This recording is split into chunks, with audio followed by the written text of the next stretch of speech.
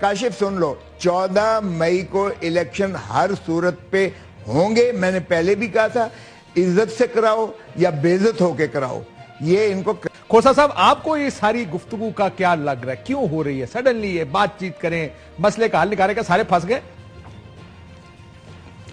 دیکھیں supreme court ہم نے جب کاشف اچھا پہلے تو ہوتا ہے سپریم کورٹ ڈٹ گئی ہے، کھڑی ہو گئی ہے، لوگوں نے بڑی بریفنگز دی ہیں، یہ نہیں ہو سکتا وہ نہیں ہو سکتا، انہوں نے کہا پارٹی ایسی پیچھے نہیں جا سکتی. دیکھیں کاشف آج کی میں ذرا بات بتا دوں سپریم کورٹ کی. 3 پٹیشنز تھیں گورنمنٹ کی طرف سے.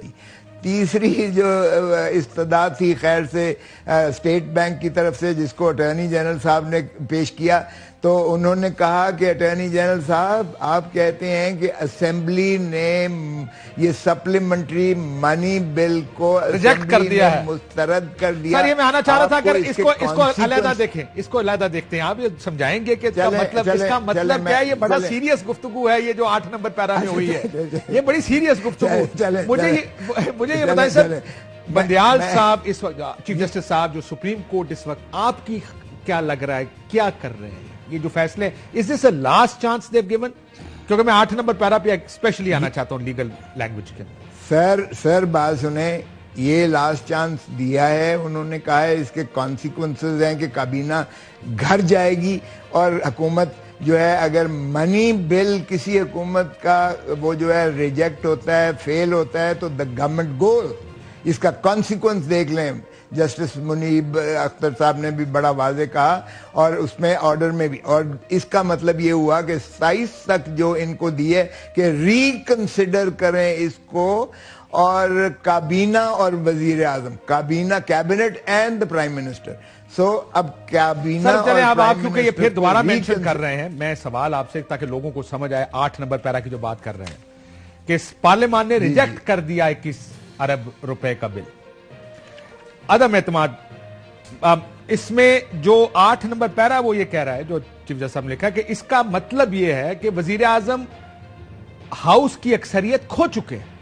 یہ کہہ رہا ہے 8 نمبر پیرا کیا منی بل پر، کیونکہ یہ ٹریڈیشنلی کہا جاتا ہے کہ اگر آپ بجٹ ہار جائیں، بجٹ آپ اپوزیشن سے ہار جائیں تو آپ کی حکومت گھر چلی جاتی ہے، پھر نہیں روک سکتی منی بل کے اوپر. کیا یہ بات درست ہے؟ بالکل صحیح ہے، ایسا ہی ہے، ایسا ہی ہے، 100% ایسا ہی ہے کہ اگر منی بل، بیکاز منی بل ہی کے ذریعے آپ امور مملکت چلاتے ہیں. اگر منی بل کوئی بھی سپلیمنٹری بھی ریجیکٹ ہو جائے، لیکن دیکھیں سپریم کورٹ کو جو اٹارنی جنرل صاحب نے کہا کہ جی انہوں نے کہا بھیجا کیوں آپ نے، کیونکہ یہ تو جو ہے پوسٹ فیکٹو بعد میں اس کی اپروول کے لیے جاتا ہے، یہ آپ نے کیسے بھیجا؟ تو انہوں نے کہا جی چونکہ پہلے اسمبلی نے جو ہے پارلیمنٹ نے اس کو ریجیکٹ کیا تھا. انہوں نے کہا وہ تو ایک جنرل تھا، وہ اس بارے میں تو تھا ہی نہیں کہ یہ کانسٹیٹیوشنلی مینڈیٹڈ پیمنٹ ہے جو کرنا مقصود ہے.